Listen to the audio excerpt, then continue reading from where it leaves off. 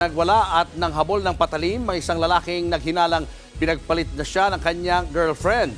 Pero ang lalaking hinabol niya, nakasabay lang pala ng kanyang nobya sa elevator. Nasa frontline ng balitang yan si Gary De Leon.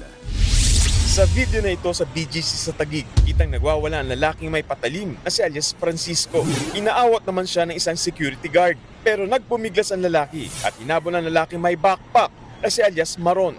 Bukod sa gwardya, inawat din si Francisco ng kanyang kasintahan. Pero patuloy niyang hinabol si Maron habang winawasiwas ang kanyang patalim.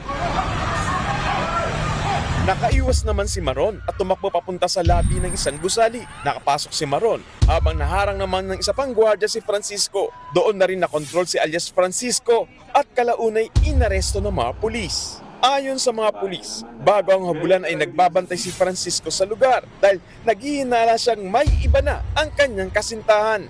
Meron siyang nararamdaman na may iba daw yung asawa niya, yung partner niya, yung girlfriend niya.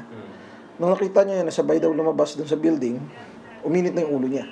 Matapos niyan ay doon na hinabol ni Francisco ng patalim si Maron. Nakita niya yung girlfriend niya is kasama tong victim natin. Siyempre siya, siguro nagselos, uminit yung ulo.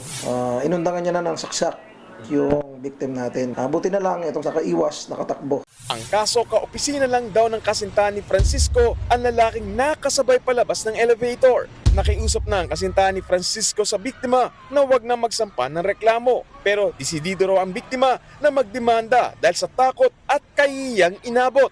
Nakakulong na si Francisco sa reklamong attempted homicide. Nagbabalita mula sa frontline, Gary De Leon, News 5. Mga kapatid, Julius Babaw po. Iba na ang may alam at may pakialam sa panahon ngayon. Para sa frontline ng mga balita, mag-follow at mag-subscribe sa social media pages ng News 5.